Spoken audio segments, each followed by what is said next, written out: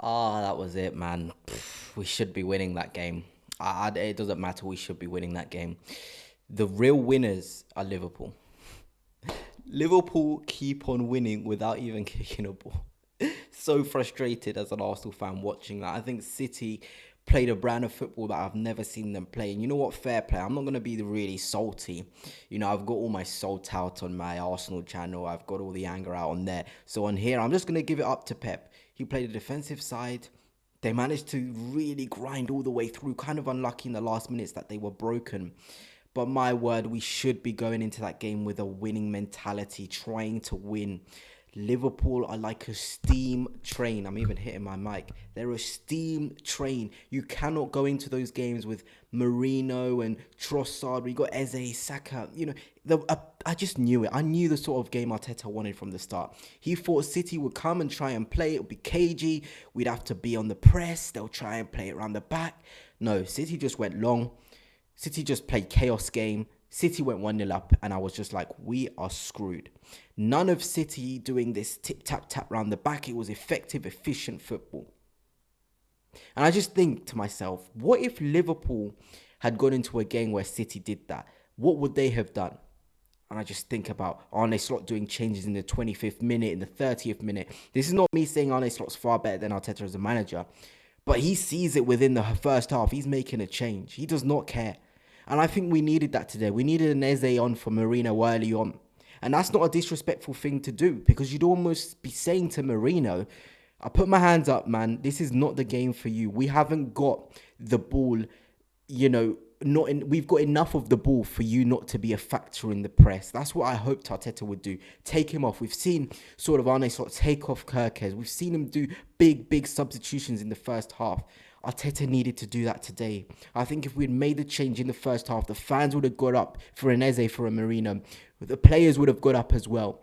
You've got to be really direct and decisive in these games. We can't give Liverpool this much time. But you know what? I'm going to be fair. I'll leave my Arsenal stuff for my Arsenal channel. I've got to give it up to Manchester City. I feel as though we saw that Pep can play a different way. He can adapt. He can see a different way of football. Yes, it's great the City teams of the past come to the Emirates, playing it around, knocking it about. It's all great doing that. It is. It is great to do that. But at the end of the day, away games against the big six are tough for anyone. So if you're able to come to an away ground, put in the graft, put in the effort, and defend and score your opportunities on the break, then brilliant. You know what? I even thought Doku. I think Doku was phenomenal today, as I even get a phone call right now. But I think Doku was just phenomenal today. He genuinely was. The way he kept going forward, the way he kept on sort of being that outlet for Manchester City was really impressive. I'm not going to lie, every time Doku got the ball on the left, I felt frustrated. I felt angry. I felt annoyed. I just felt like we couldn't get off him. And Timber's one of the best 1v1 defenders, I think, in Europe, if not the best. But he was made to look ordinary by Doku. He genuinely was. I'm not going to lie. Every time that Doku got the ball, Timber looked fearful. He had the yellow card. The attacks were going down his side. And that doesn't happen to just Timber out of nowhere. You've got to be a really good player to have him on the ropes like that. And Doku did. And we talk about the goal that City scored. Reinder's decision-making was really good. Haaland finished phenomenal. But it's just, Arsenal were just disoriented. At the start, it just didn't feel right. The energy, the intent, it didn't feel right. That is what it felt for me. It just did not feel right. And City capitalised. I think where City probably would have done a lot better is go for the second goal. I think they should have been playing quicker to get that ball forward. Because if it's 2-0, it's game, set, and match. Arsenal aren't getting back from 2-0, no matter who comes off on the bench. I genuinely believe that. So if City went for that second goal in the first half, instead of playing a bit safe, a bit slow, I know, yes, you can do that. And other days, they would have come out with a victory in the end and held on.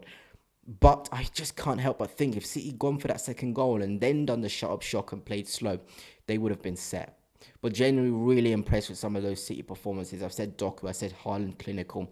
I thought, Rodri was imperious in there. We talk about Zubimendi and Rice being a really good Arsenal duo. But Rodri, look, he's a Ballon d'Or winner for a reason. He was really good in possession. He was really good out of possession as well, marking the space. He was frustrating me. And you just know a Ballon d'Or level midfielder. And that's what Rodri is, to be honest. Just a Ballon d'Or level midfielder, frustrating Arsenal. and fair play to him. I also thought in there Bernardo Silva was rattling. Oh, Bernardo Silva gets on my nerves as a player. I don't know if you're a City fan watching this or a Liverpool fan, but let me know. Doesn't he grind your gears, Bernardo Silva? I've never seen a player sort of rattle me the way he does, the way he just gets along on the pitch and starts talking a bit too much for my liking after the games and yapping. He's so frustrating. But he's so good at being frustrating. You need those guys in there that are so good at being frustrating. And he's so good at keeping... It's so hard to get the ball off him. For someone so small and maybe he looks deceivingly weak. You may look at him and think, this guy's weak.